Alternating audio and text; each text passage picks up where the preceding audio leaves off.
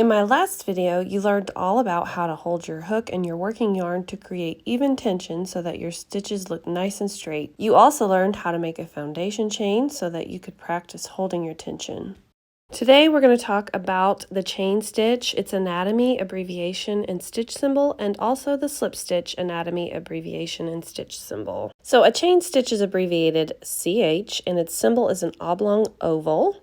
And just as a refresher, I'm going to make a slip knot and start a foundation chain like I showed you in the last video. I am going to chain 10 stitches just to start off with. And again, that is yarn over hook, draw through the loop on your hook. And that is simply how you make a chain stitch, no matter if you're making it at the foundation of your project or if you are making it later on in your project. So I'm going to make a chain of 10 stitches. Now last week I told you not to worry about counting your stitches, and this week I am going to teach you the anatomy of a foundation chain so that you can know how to count your stitches. So turn your chain so that you can see this side of the chain. You will notice that it looks like the letter V, and the tops of most crochet stitches look like this. And based on which direction you're working, I am working to my left. When you're looking at those V's from the side, this right here is the back loop, and this loop right here is the front loop, the one that's closest to you. If you flip the chain over, you will see a stitch that's sort of popping up in the center, and that is often referred to by many crocheters as the back hump. I don't know that it has an official name, but each back hump equals one chain stitch. So if you were wanting to know how many chain stitches you created, you would simply just count each little back hump, and that would tell you how many chain stitches that you have. Now if you flip it over, each V also equals one chain stitch. So whichever one you see better, that's how you can count your stitches. Now you can build your project in the row from side to side using your chain stitches, or you can join the ends like I'm showing you here and work in the round. But for the sake of practice, we are going to work in the row, so I'm going to take this out. Some people work in the back loops when they're building from their foundation chain, and some people work from the back hump. Some people also work through both the back hump and the back loop. Working in the back loops makes your foundation chain more flexible, but if you work in those back humps, it's going to be tighter. For practice, I do recommend the back hump because it's just easier to see. Whatever you choose, be consistent or your project will start to twist. As a general rule, each basic stitch gets taller and taller when it comes to crochet stitches. I'm going to go from shortest to tallest, and we're going to start with a slip stitch. A slip stitch is abbreviated SLST and has a dot for a symbol. Like I said, we're going to work in the back humps. The loop on your hook never counts as a stitch. And we've got a back hump right there, right next to our hook.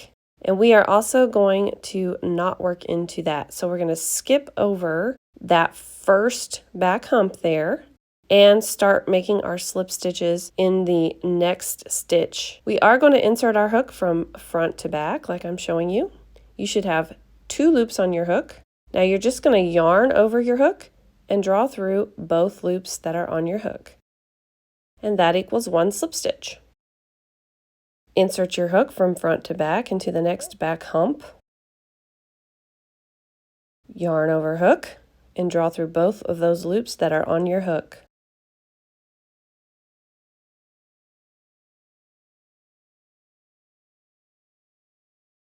Insert your hook from front to back into the next chain stitch. Yarn over hook, go through both loops on your hook. So I want you to continue practicing all the way across your chain. And I want to mention that even though I'm having you practice across a row like this with slip stitches, you aren't realistically going to be using it as a beginner this way.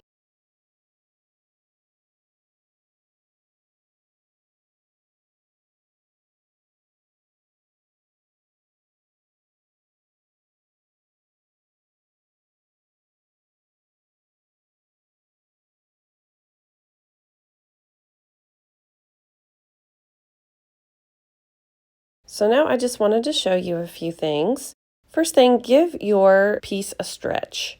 And you'll notice that it's very, very tight.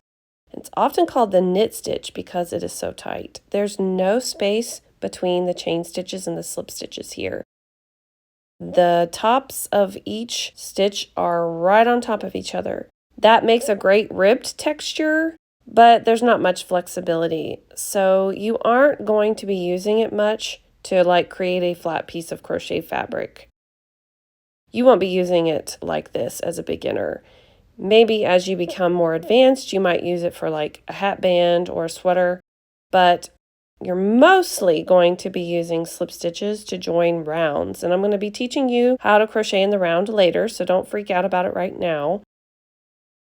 But I just wanted to show you that as a general rule, you're going to be using slip stitches to join rounds.